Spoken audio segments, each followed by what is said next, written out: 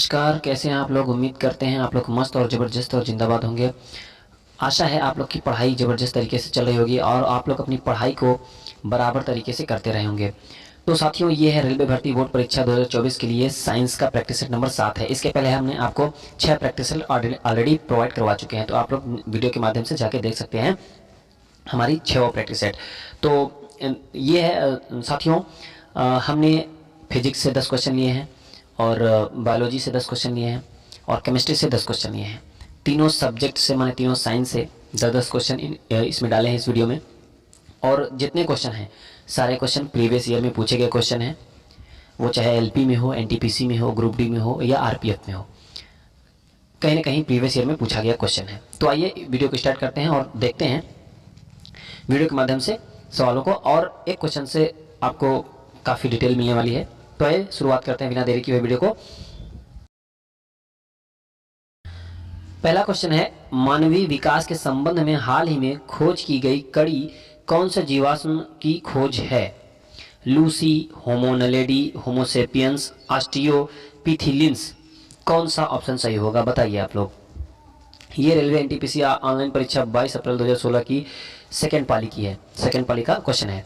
तो बताइए कौन सा ऑप्शन सही होगा। तो आपका जो करेक्ट आंसर होगा वो होगा होमो नलेडी। होमो नलेडी आपका राइट आंसर होगा। आइए देखते हैं थोड़ा सा डिटेल।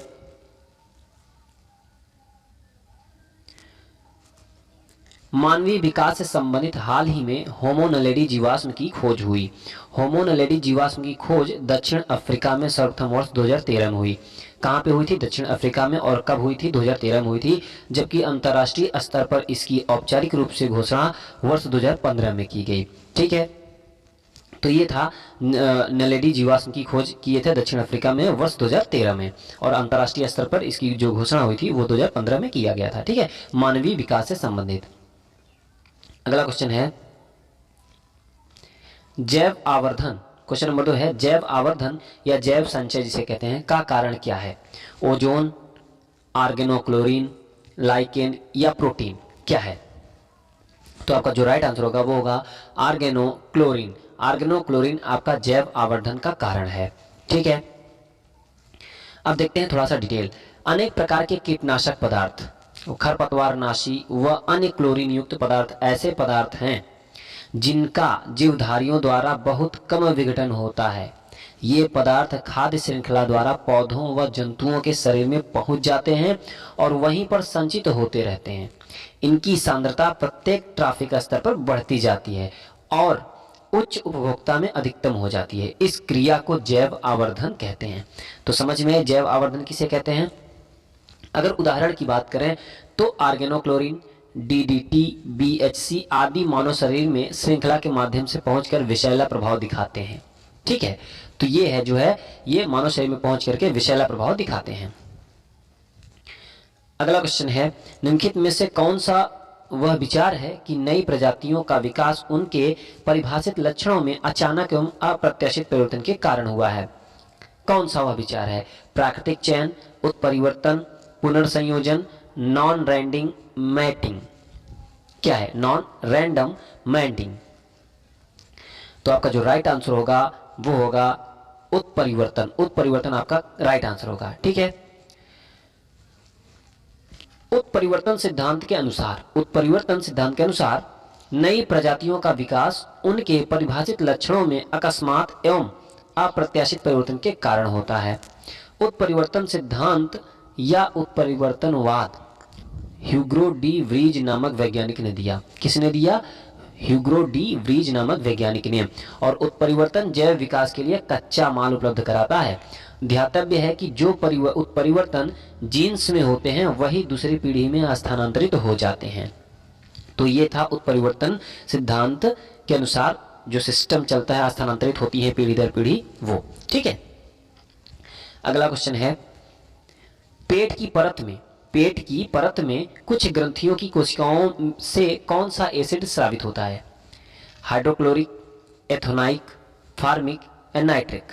कौन सा अम्ल पेट की परत में कुछ ग्रंथियों से स्रावित होता है? क्या होगा? तो आपका जो राइट आंसर होगा वो होगा हाइड्रोक्लोरिक। हाइड्रोक्लोरिक स्रावित होता है। तो आइए थोड़ा सा जानते हैं आमाशय की जो आक्जेंटिक कोशिकाओं से, कौन सी कोशिका, आमाशय की आक्जेंटिक कोशिका होती है, वहां से हाइड्रोक्लोरिक अम्ल या HCl जिसे कहते हैं का स्रावण होता है। और इसी जठर रस की उच्च अम्लता और हाइड्रोक्लोरिक अम्ल को ही जठर रस भी बोलते हैं। ये भी पॉइंट याद रखिएगा। जठर रस की उच्च अम्लता पीएच मान कितना होता है, 1 से 3 के बीच में होता है, HCl के कारण होती है। ठीक है। और HCl भोजन के साथ आए हानिकारक जीवाणु को नष्ट करता है। HCl का कार्य क्या होता है, जो भोजन के साथ हानिकारक जो जीवाणु आ जाते हैं उनको नष्ट करता है। यह पेप्सिनोजन प्रोएंजाइम को सक्रिय पेप्सिन में बदलता है। ठीक है। तो काफी आपको नॉलेज होगा एक क्वेश्चन से। ठीक है। अगला क्वेश्चन है,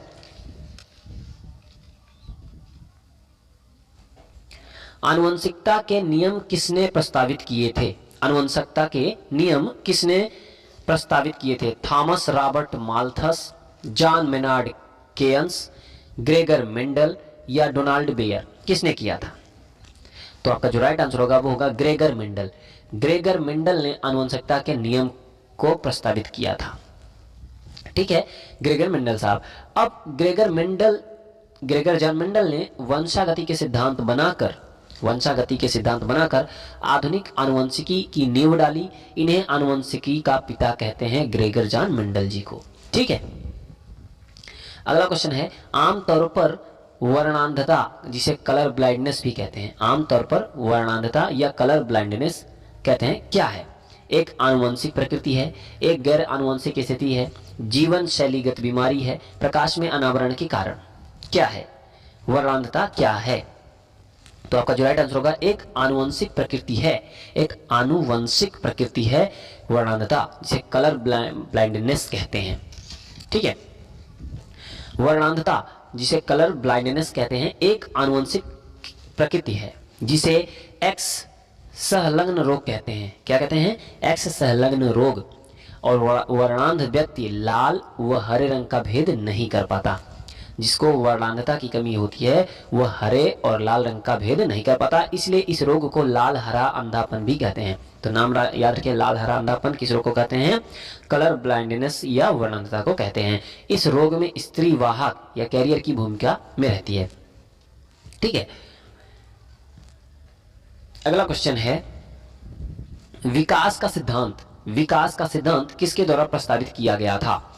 Charles Darwin, Charles Dickens, Albert Einstein, Isaac Newton? किसके द्वारा विकास का सिद्धांत प्रस्तावित किया गया था? बताइए। तो आपका जो राइट आंसर होगा वो होगा चार्ल्स डार्विन। चार्ल्स डार्विन के द्वारा विकास का सिद्धांत प्रस्तावित किया गया था। ठीक है। उपयुक्त विकल्पों में, उपयुक्त जो विकल्प थे उसमें चार्ल्स डार्विन द्वारा जैव विकास का सिद्धांत प्रतिपादित किया गया, जो डार्विनवाद के नाम से प्रसिद्ध है। डार्विनवाद के नाम से भी प्रसिद्ध है विकास का सिद्धांत। ठीक है। और इस सिद्धांत की विस्तृत व्याख्या इनकी पुस्तक कौन है? प्राकृतिक चुनाव द्वारा जातियों की उत्पत्ति। इनकी पुस्तक है प्राकृतिक चुनाव द्वारा जातियों की उत्पत्ति। ये इनकी पुस्तक का नाम है और इसी में छपी है। ठीक है। तो जैव विकास का सिद्धांत किसने किया? चार्ल्स डार्विन द्वारा किया, प्रतिपादित किया गया। ठीक है। अगला क्वेश्चन है, जीवन की मूलभूत इकाई क्या है? जीवन की मूलभूत इकाई क्या है? कोशिका, अंग, ऊतक, नाभिक? क्या है? तो आपका जो करेक्ट आंसर होगा वो है कोशिका। कोशिका जो है वो जीवन की मूलभूत इकाई है। ठीक है। जीवन की जो मूलभूत इकाई है वो कोशिका होती है। जीवधारियों का शरीर एक या अनेक कोशिकाओं का बना होता है। कोशिका सिद्धांत स्लाइडन एवं स्वान नामक वैज्ञानिकों ने दिया था। ठीक है। सिद्धांत किसने दिया था? स्लाइडन एवं स्वान नामक वैज्ञानिक ने। और कोशिका शरीर की संरचनात्मक व कार्यात्मक इकाई होती है। कोशिका शरीर की संरचनात्मक व कार्यात्मक इकाई होती है। अगला क्वेश्चन है, आनुवंशिक अभियांत्रिकी का दूसरा नाम क्या है? डीएनए अंगुली मुद्रण, डीएनए संपादन, पुनः संयोजन डीएनए प्रौद्योगिकी, वंशाणु उपचार? क्या है आनुवंशिक अभियांत्रिकी का दूसरा नाम? बताइए। तो आपका जो राइट आंसर होगा वो होगा पुनः संयोजक डीएनए प्रौद्योगिकी। ये आपका राइट आंसर होगा। ठीक है। आनुवंशिक अभियांत्रिकी का दूसरा नाम है। देखिए, आनुवंशिक अभियांत्रिकी को पुनः संयोजक डीएनए प्रौद्योगिकी भी कहा जाता है। इसमें वेक्टर यानी वाहक के डीएनए में इच्छित डीएनए को रिस्ट्रिक्शन एंजाइम की मदद से काट कर तथा डीएनए लाइगेज की सहायता से जोड़कर डीएनए की कई प्रतिकृतियां तैयार की जाती हैं। ठीक है, तो इसलिए आनुवंशिकी अभियांत्रिकी को क्या कहते हैं, पुनः संयोजक डीएनए प्रौद्योगिकी भी कहा जाता है। अगला क्वेश्चन है क्वेश्चन नंबर 10, निम्नलिखित में से कौन सा जानवरों का एक तीव्र वायरल रोग है जो मनुष्यों में एक संक्रमित जानवर के काटने से फैलता है? हीमोफीलिया, कैंसर, रेबीज, गलसुआ क्या है जो जानवरों का एक तीव्र वायरल रोग है जो मनुष्यों में एक संक्रमित जानवर के काटने से फैलता है? तो ऐसा कौन सा रोग है? तो आपका जो राइट आंसर होगा वो होगा रेबीज। रेबीज जो है वो तीव्र वायरल वाला रोग है जो मनुष्यों में संक्रमित जानवर के काटने से फैलता है। अब रेबीज जो है वो जानवरों का एक तीव्र वायरल रोग है जो मनुष्यों में संक्रमित जानवर के काटने से फैलता है। यह कुत्ता हो गया, कुत्ता काट लिया, चमगादड़, लोमड़ी आदि जानवरों के काटने से फैलता है। रेबीज का जो वायरस होता है वो तंत्रिका तंत्र यानी सेंट्रल नर्वस सिस्टम को प्रभावित करता है, जिससे पीड़ित व्यक्ति सामान्य नहीं रह पाता। रेबीज रोग को हाइड्रोफोबिया भी कहते हैं क्योंकि इसमें मरीज को पानी से भय लगता है। तो रेबीज रोग को हाइड्रोफोबिया भी कहते हैं, और हाइड्रोफोबिया इसलिए कहते हैं क्योंकि मरीज को पानी से भय लगने लगता है, तो हाइड्रोफोबिया कहते हैं। और यह जो है रेबीज जो वायरस है ये तंत्रिका तंत्र या कह सकते हैं सेंट्रल नर्वस सिस्टम को प्रभावित कर देता है। ठीक है, और पीड़ित व्यक्ति जो होता है वो सामान्य अवस्था में नहीं रहता।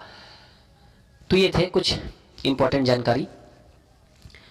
अगला क्वेश्चन है प्लांक नियतांक H की बीमा समान है। प्लांक नियतांक H की कोणीय संवेग के, ऊर्जा के, संवेग के या आवृत्ति के किसके समान है प्लांक नियतांक की बीमा? बताइए। तो आपका जो राइट आंसर होगा वो होगा कोणीय संवेग के बराबर होती है प्लांक नियतांक की बीमा। किसके बराबर?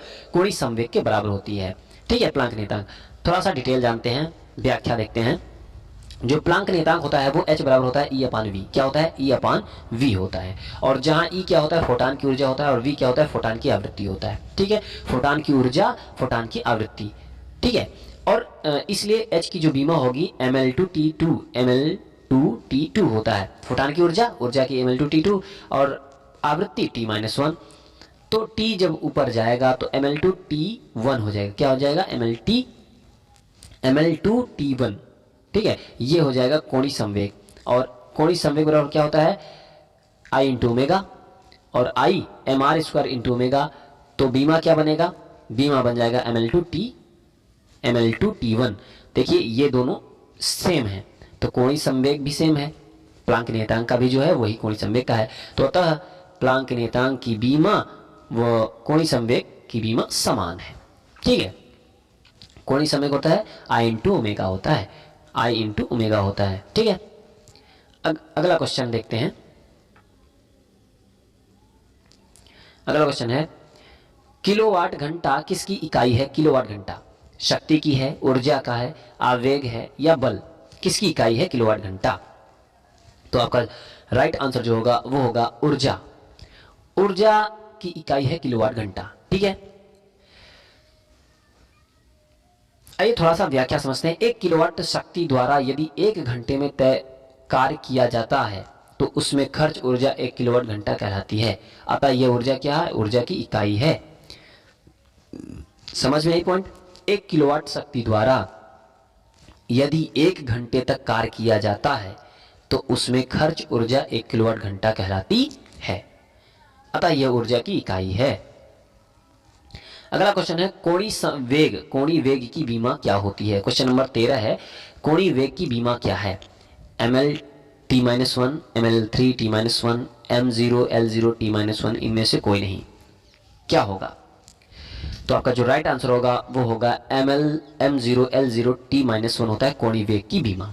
ठीक है, देखिए कोणीय वेग बराबर होता है ओमेगा बराबर V/R।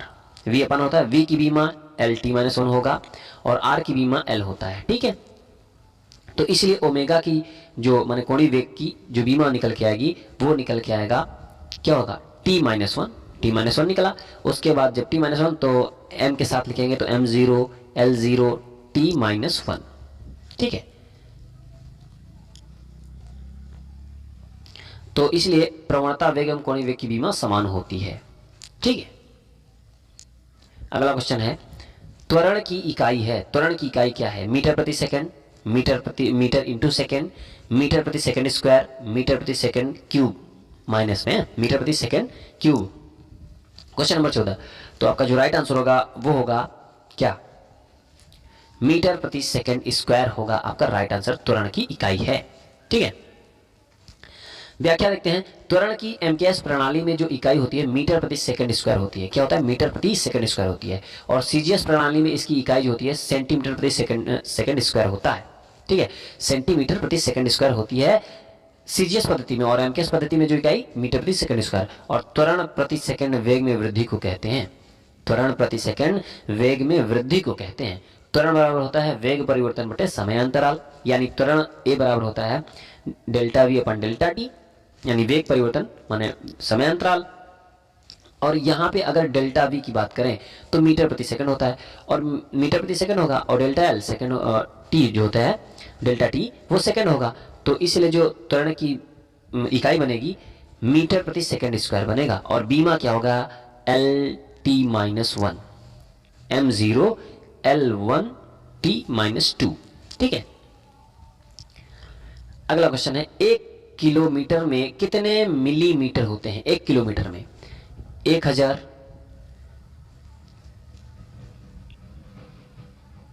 1,00,000 या 10,00,000 या 1 करोड़, क्या होगा? तो 1 किलोमीटर में जो मिलीमीटर होते हैं, 1 किलोमीटर में कितने मिलीमीटर होते हैं? एमएम। तो आपका जो राइट आंसर होगा वो होगा 10। ठीक है, 10,00,000। ठीक है, तो 1 किलोमीटर में 10,00,000 एमएम होते हैं। कैसे? आइए देखते हैं। 1 किलोमीटर में 1000 मीटर होता है, सबको पता है, और 1000 मीटर होता है, और 1 मीटर में 100 सेंटीमीटर होता है, ये भी पता है। तो 1000 हुआ, 100 सेंटीमीटर हुआ, और 1 सेंटीमीटर में 10 एमएम होता है। तो सबका आपस में गुणा करेंगे तो आएगा 10,00,000 एमएम। 1 किलोमीटर में 10,00,000 एमएम होता है। ठीक है, एक फेमटो बराबर होता है, एक फेमटो बराबर होता है 10 power minus 18 metre, 10 power minus 15 metre, 10 power minus 12 metre, 10 power minus 6 metre. क्या होगा? तो आपका जो राइट आंसर होगा वो होगा 10 की पावर माइनस 15 मीटर होगा एक फेमटो के बराबर। एसआई सिस्टम में फेमटो 10 पावर माइनस 15 को दर्शाता है। इसको 1964 ईस्वी में स्वीकार किया गया था। कब? 1964 में। इसमें मीटर लगा देने पर यह फेमटोमीटर हो जाता है, जिसका मान 10 पावर माइनस 15 मीटर होगा। ठीक है, 10 पावर माइनस 15 मीटर होगा। एक म्यू या 1 म्यू मीटर कितना होता है? कितना सेंटीमीटर होता है? 1 माइक्रोन, ये माइक्रोन का सिंबल है। ठीक है, तो 1 माइक्रोन में कितने सेंटीमीटर होते हैं? 10 power minus 6, 10 power minus 2, 10 power minus 4, या इनमें से कोई नहीं। क्या होगा? तो आपका जो राइट आंसर होगा वो 10 पावर माइनस 4 होगा। कैसे होगा? आइए देखते हैं। देखिए, 1 माइक्रोमीटर बराबर होता है 10 पावर माइनस 6 मीटर, और उसने सेंटीमीटर में पूछा है तो 10 पावर माइनस 6, और 1 मीटर में 100 सेंटीमीटर होते हैं तो वो लिखा। उसके बाद इसको 10 पावर सेंटीमीटर को 10 पावर 2 लिखेंगे, तो 10 की पावर 6 में से 10 की पावर 2 घटा देंगे तो 10 पावर माइनस 4 सेंटीमीटर आएगा। ठीक है, तो 1 माइक्रोन में 10 पावर माइनस 4 सेंटीमीटर होगा। अब 1 माइक्रोन किसके बराबर होता है? 1 माइक्रोन किसके बराबर होता है? 100 mm, 1000 mm, 0.01 mm, 0.001 mm। किसके बराबर होगा 1 माइक्रोन? बताइए। तो आपका जो राइट आंसर होगा वो होगा 0.001 mm के बराबर होगा 1 माइक्रोन। ठीक है, 1 माइक्रोन बराबर 10 पावर माइनस 6 मीटर होता है, मीटर में होता है, लेकिन 10 पावर 6 मीटर में हो गया, और मीटर का 10 पावर 2 सेंटीमीटर, 1 मीटर में 100 सेंटीमीटर होता है तो 10 पावर 2 सेंटीमीटर लिख दिया। और उसके बाद सेंटीमीटर में 1 सेंटीमीटर में 10 mm होता है तो 10 mm लिख दिया। फिर 10 की पावर 6 में से 10 की पावर 3 घटा देंगे तो कितना आएगा? 10 की पावर माइनस 3 आएगा, और माइनस को हम 1 बटे के रूप में, यानी 1 का 1000वां भाग, तो 0.001 mm आ जाएगा। ठीक है, 1 माइक्रोन बराबर। किसी तारे की दूरी को नापने के लिए प्रयुक्त यूनिट है, क्या है? कूलाम है, नॉटिकल मील है, प्रकाश वर्ष या एम्पियर, क्या है? तो आपका जो राइट आंसर होगा वो होगा प्रकाश वर्ष है। क्या है? प्रकाश वर्ष है। व्याख्या थोड़ा समझते हैं। किसी तारे की दूरी नापने के लिए प्रकाश वर्ष इकाई के रूप में प्रयुक्त होता है। एक प्रकाश वर्ष कितना होता है? 9.46 गुणे 10⁻15 मीटर के बराबर होता है। या अगर किलोमीटर में है, ये 9.46 गुणे 10⁻15 मीटर के बराबर है। किलोमीटर में पूछेगा तो 9.46 रहेगा ही, गुणे 10⁻3 कम कर देंगे, 10⁻12 किलोमीटर के बराबर हो जाएगा। ठीक है।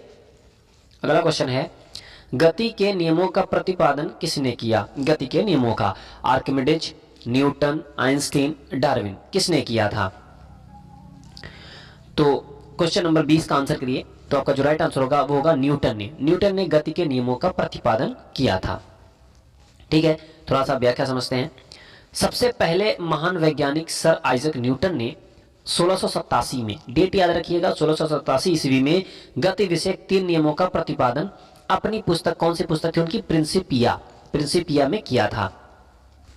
इसलिए इस वैज्ञानिक के सम्मानार्थ इस नियमों को न्यूटन के गति विषयक नियम कहते हैं। ठीक है, तो सर आइजक न्यूटन ने 1687 में गति विषयक 3 नियम का प्रतिपादन किया था। ठीक है, उनकी जो पुस्तक था प्रिंसिपिया में। अगला क्वेश्चन है, निम्नलिखित में से ऑक्सीकरण, ऑक्सीडेशन जिसे कहते हैं, प्रतिक्रिया के बारे में क्या सही? एक पदार्थ में ऑक्सीजन की अनुवृद्धि या उसमें से हाइड्रोजन हटाने को ऑक्सीकरण कहा जाता है, बिल्कुल सही है। उसके बाद वह पदार्थ जो ऑक्सीकरण के लिए ऑक्सीजन देता है या हाइड्रोजन को हटाता है उसे ऑक्सीकारक कहा जाता है, बिल्कुल सही है।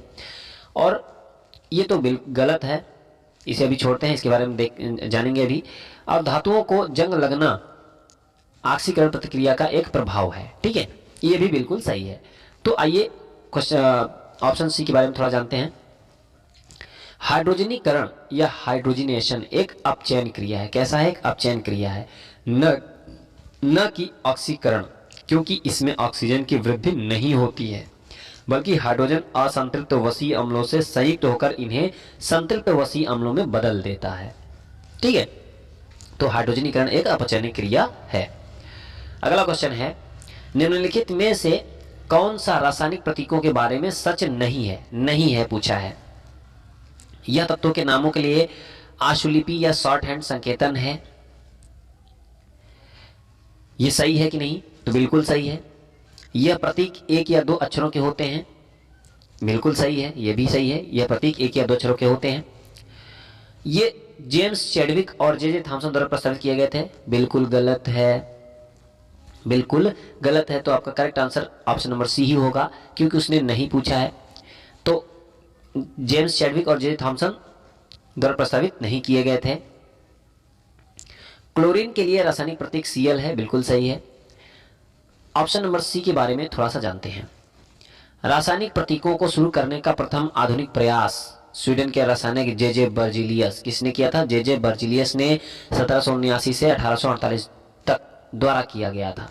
इन्होंने तत्वों के वर्गीकरण हेतु सर्वप्रथम इन्हें प्रतीकों के रूप में व्यक्त किया, 1 या 2 अक्षरों पर। तो सबसे पहले जो रासायनिक प्रतीकों को शुरू करने का जो प्रथम आधुनिक प्रयास था वो स्वीडन के रासायनिक थे जे बर्जिलियस। इन्होंने 1779 से 1848 तक क्या कर दिया? प्रतीक दे दिए। ठीक है, तो जे बर्जिलियस थे। अगला क्वेश्चन है, ऑक्सीकरण प्रतिक्रिया में निम्नलिखित में से क्या होता है? ऑक्सीकरण प्रतिक्रिया में इलेक्ट्रॉन में वृद्धि होती है, इलेक्ट्रॉन में कमी होती है, प्रोटॉन में वृद्धि होती है, प्रोटॉन में कमी होता है, क्या होता है? तो आपका जो राइट आंसर होगा वो होगा, जब ऑक्सीकरण प्रतिक्रिया होती है तो वहां पे इलेक्ट्रॉन में कमी होती है। क्या होती है? इलेक्ट्रॉन में कमी होती है ऑक्सीकरण प्रतिक्रिया में। देखिए, इलेक्ट्रॉन संकल्पना के अनुसार परमाणुओं, आयनों या अणुओं द्वारा एक या अधिक इलेक्ट्रॉन त्याग करने की प्रक्रिया ऑक्सीकरण या उपचयन कहलाती है। ऑक्सीकरण प्रक्रिया में किसी तत्व की संयोजकता बढ़ती है। क्या बढ़ती है? संयोजकता। तथा संयोजकता में हुई वृद्धि त्याग किए गए इलेक्ट्रॉनों की संख्या के बराबर होती है। उदाहरण देखिए, जिंक परमाणु है, उसके बाद यहाँ पे क्या हुआ? जिंक प्लस 2 इलेक्ट्रॉन क्या हुआ? त्यागा, प्लस 2 इलेक्ट्रॉन, तो जिंक आयन बन गया। तो ये है आपका उदाहरण। ठीक है, तो ये आप पढ़ेंगे इलेक्ट्रॉन संकल्पना के अनुसार परमाणुओं, आयनों या अणुओं द्वारा एक या अधिक इलेक्ट्रॉन त्याग करने की प्रक्रिया ऑक्सीकरण या उपचयन कहलाती है। तो त्याग कर रहा है ना 2 इलेक्ट्रॉन की। ठीक है, अगला क्वेश्चन है पानी का घनत्व क्या है, कितना होता है? 1000 किलो प्रति घन मीटर, 10 किलो प्रति घन मीटर, या 1 किलो प्रति घन मीटर, या 100 किलो प्रति घन मीटर? क्या होगा, कौन सा ऑप्शन सही होगा? पानी का घनत्व क्या होगा बताइए। तो आपका जो राइट आंसर होगा वो होगा 1000 किलो प्रति घन मीटर होता है पानी का घनत्व। ठीक है, पानी का जो घनत्व होता है वो 1000 किलोग्राम प्रति घन मीटर या 1000 किलोग्राम प्रति मीटर क्यूब होता है। पानी का ताप 4 डिग्री सेंटीग्रेड से, या सेल्सियस कह सकते हो, पानी का ताप 4 डिग्री सेल्सियस से नीचे घटने पर इसका घनत्व घटता है। इसलिए सामान्यतः पानी के घनत्व का 4 डिग्री सेंटीग्रेड पर लिया गया है। मान जो लगभग उपरोक्त वर्णित मान के बराबर होता है पानी का वास्तविक घनत्व माना जाता है। ठीक है, तो 4 डिग्री सेंटीग्रेड पे जल का घनत्व क्या होता है? जल का घनत्व घटता है और आयतन बढ़ता है। अगला क्वेश्चन है वह एकमात्र अधातु कौन सी है जो कमरे के तापमान पर द्रव में बदल जाती है? वह एकमात्र अधातु, तो हमें अधातु बताना है जो कमरे के तापमान पर द्रव में बदल जाती है। पारा है, ब्रोमीन है, क्लोरीन या गैलियम, कौन सा है? तो आपका जो राइट आंसर होगा वो होगा ब्रोमीन। ब्रोमीन आपका राइट आंसर होगा क्योंकि ब्रोमीन एक अधातु है और यह कमरे के टेम्परेचर पर द्रव में बदल जाती है। ठीक है, देखिए ब्रोमीन आधुनिक आवर्त सारणी के 17वें समूह का अधातु तत्व है। कहां पे स्थित है? 17वें समूह में स्थित है और एक क्या है? अधातु है, जिसे Br प्रतीक द्वारा व्यक्त किया जाता है। Br द्वारा इसको डिनोट करते हैं। यह कमरे के ताप पर द्रव अवस्था में रहता है, जिसका रंग कैसा होता है? लाल भूरा होता है, तथा खुला छोड़ने पर यह शीघ्रता से कमरे के ही ताप पर लाल भूरे रंग के वाष्प में परिणत हो जाता है। ठीक है, यह था ब्रोमीन का जो है सिद्धांत कि ब्रोमीन में क्या कैसे गुण पाए जाते हैं। गर्म हवा के गुब्बारों में कौन सी गैस प्रयोग की जाती है? गर्म हवा के गुब्बारों में हीलियम, प्रोपेन, कार्बन डाइऑक्साइड या नाइट्रोजन? बताइए, गर्म हवा के गुब्बारों में कौन सी गैस की प्रयोग की जाती है? तो आपका जो राइट आंसर होगा वो होगा प्रोपेन। प्रोपेन आपका राइट आंसर होगा। गर्म हवा के गुब्बारों में प्रोपेन गैस प्रयोग की जाती है। आधुनिक गर्म हवा गुब्बारे रिपस्टाप, नाइलॉन या डेकरान के बने होते हैं, जिन्हें आंशिक रूप से गैस संचालित पंखों की सहायता से ठंडी हवा द्वारा भर देते हैं और ऊपर उठान हेतु बर्नर जलाकर प्रोपेन गैस भरी जाती है। ठीक है, तो ये है हवा भरने का तरीका, गर्म हवा। अगला क्वेश्चन है निम्नलिखित गैसों में से किसमें एक तीखी गंध होती है? अमोनिया में, कार्बन मोनोऑक्साइड में, ऑक्सीजन में या हाइड्रोजन में? किसमें एक तीखी गंध होती है? तो आपका जो राइट आंसर होगा वो होगा अमोनिया में। अमोनिया में एक तीखी गंध होती है। देखिए अमोनिया को NH3 से डिनोट करते हैं। ठीक है, अमोनिया को NH3 से डिनोट करते हैं और तीखी गंध युक्त गैस है, जबकि अन्य गैसें अर्थात कार्बन मोनोऑक्साइड, ऑक्सीजन एवं हाइड्रोजन गंधहीन गैसें हैं। ठीक है, गंधहीन गैसें, इसमें गंध नहीं आती है। जिस रासायनिक अभिक्रिया में उष्मा निकलती है उसे उस अभिक्रिया को क्या कहते हैं? जिस रासायनिक अभिक्रिया में उष्मा निकलती है उसे अभिक्रिया को क्या कहते हैं? उष्माक्षेपी, संयोजन, उष्माशोषी या अपघटन, क्या कहते हैं? तो आपका जो राइट आंसर होगा वो होगा उष्माक्षेपी। उष्माक्षेपी अभिक्रिया में क्या होती है? उष्मा निकलती है और उष्माशोषी अभिक्रिया में उष्मा अवशोषित होती है। ठीक है, देखिए उष्माक्षेपी या एक्सोथर्मिक, उष्माक्षेपी कहो या एक्सोथर्मिक कहो, अभिक्रिया एक ऐसी रासायनिक अभिक्रिया है को कहते हैं जिसमें प्रकाश अथवा उष्मा के रूप में ऊर्जा बाहर निकलती है। अतः स्पष्ट है कि इस अभिक्रिया के प्रारंभ हेतु आवश्यक ऊर्जा की मात्रा की तुलना में अभिक्रिया में मुक्त हुई ऊर्जा बहुत अधिक होती है। तो कुल मिलाकर उष्माक्षेपी अभिक्रिया या एक्सोथर्मिक अभिक्रिया ऐसी रासायनिक अभिक्रिया को कहते हैं जिसमें प्रकाश अथवा उष्मा के रूप में ऊर्जा बाहर निकलती है। ऊर्जा बाहर निकले तो उष्माक्षेपी, ऊर्जा अवशोषित हो जाए तो उष्माशोषी। अगला क्वेश्चन है उस प्रक्रिया का क्या नाम है जिसमें गैस सीधी ही ठोस वस्तु या सॉलिड में परिवर्तित हो जाती है? उस प्रक्रिया का नाम बताइए। सब्लिमेशन, डिपोजिशन, कंडेंसेशन या इवेपोरेशन, क्या कहते हैं? उस प्रक्रिया का नाम क्या है? बताइए उस प्रक्रिया का क्या नाम है? तो आपका जो राइट आंसर है वो है डिपोजिशन। डिपोजिशन ऐसी प्रक्रिया है जिसमें गैस सीधे ही ठोस वस्तु सॉलिड में परिवर्तित हो जाती है। ठीक है, देखिए गैस से सीधे ठोस पदार्थ में परिवर्तित होने की प्रक्रिया निक्षेपण या डिपोजिशन कहते हैं। क्या कहते हैं? निक्षेपण कहो या डिपोजिशन कहलाती है। यह वास्तव में रासायनिक वाष्प निक्षेपण केमिकल वेपर डिपोजिशन की प्रक्रिया है, जिसकी सहायता से उच्च श्रेणी तथा अच्छी क्षमता वाले ठोस पदार्थ उत्पन्न किए जाते हैं। यह प्रक्रिया अर्धचालक उद्योग, सेमीकंडक्टर इंडस्ट्री में पतली परतें या महीन फिल्म पैदा करने हेतु प्रयुक्त होती हैं। तो गैस से सीधे ठोस में पदार्थ में परिवर्तित होने की प्रक्रिया को निक्षेपण कहते हैं। अगला क्वेश्चन, इस वीडियो का लास्ट क्वेश्चन है, पदार्थ की उन अवस्थाओं में से एक है जो बहुत ही कम घनत्व वाली गैस को अत्यंत कम तापमान के तहत ठंडा करके प्राप्त होती है। गैस, प्लाज्मा, बोस-आइंस्टीन घनीभूत या प्लाज्मा घनीभूत, क्या होगा? तो आपका जो राइट आंसर होगा बोस-आइंस्टीन घनीभूत, बीईसी।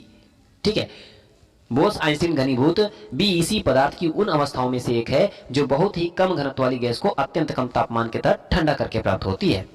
ठीक है, ये था बोस-आइंस्टीन घनीभूत यानी बोस-आइंस्टीन कंडेंसेट पदार्थ की उन अवस्थाओं में से एक है जो बहुत ही कम घनत्व वाली गैस को अत्यंत कम तापमान के तहत ठंडा करके प्राप्त होती है। उदाहरण स्वरूप ठंडी द्रव हीलियम, अति द्रव या अति तरल पदार्थ आदि। ठीक है, ठीक है, तो ये थे आपके 30 क्वेश्चन। कितने क्वेश्चन आपसे बने हैं कमेंट करके जरूर बताइएगा, और वीडियो पसंद आई हो तो आप लोग एक लाइक और चैनल को सब्सक्राइब जरूर करिएगा और अपने दोस्तों तक शेयर जरूर करिएगा।